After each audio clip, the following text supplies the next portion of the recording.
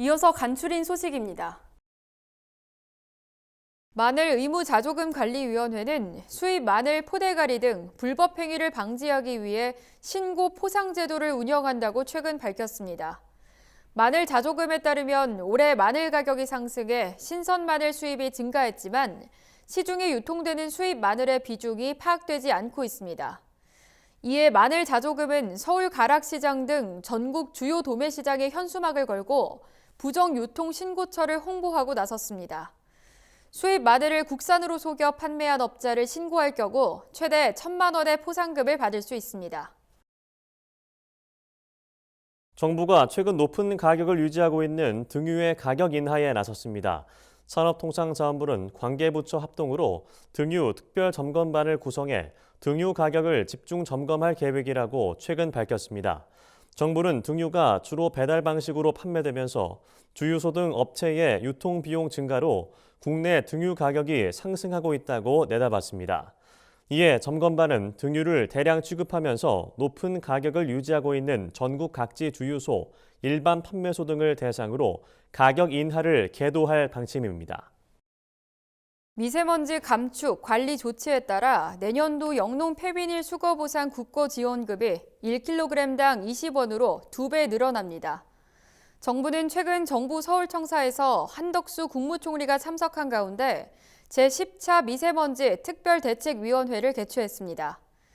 회의에선 12월 1일부터 내년 3월 31일까지 대기 오염물질 배출을 더 줄이기 위한 제4차 미세먼지 계절관리제 시행 계획을 심의했습니다. 4차 계획은 3차 기간 감축 실적보다 초미세먼지와 그 생성물질을 최대 10% 더 감축하는 것을 목표로 설정됐습니다. 이를 위해 정부는 공공부문 중심으로 선제 조치를 시행하겠다고 밝혔습니다. 올해 고추 생산량이 가격 약세와 병충해로 지난해보다 줄어든 반면 참깨 생산량은 늘어난 것으로 나타났습니다.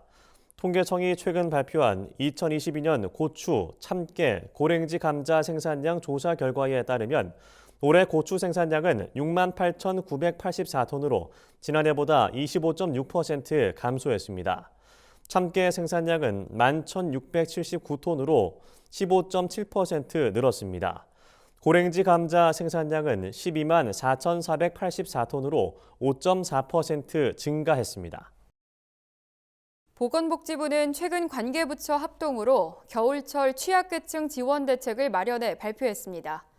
이에 따라 이달부터 내년 3월까지 경로당에 한 달 37만 원의 난방비가 지원됩니다. 복지부는 지원 금액을 작년보다 5만 원 인상했으며 대상 경로당도 지난해 6만 7천 곳에서 올해 6만 8천 곳으로 늘렸다고 설명했습니다. 아울러 지역 아동센터와 다함께 돌봄센터에도 난방기와 함께 한 달 10만 원의 난방비를 지원합니다.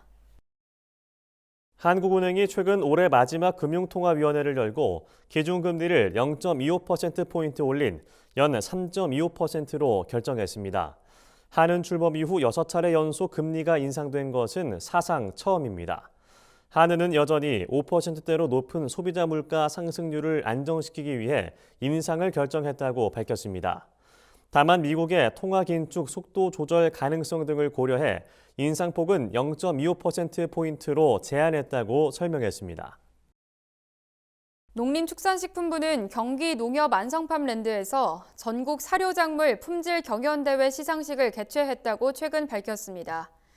이날 농식품부는 최우수상 1점, 우수상 1점, 장려상 1점, 특별상 4점 등 총 7점을 시상했습니다. 올해 최고상인 최우수상은 충남 당진낙농축협이 차지했습니다.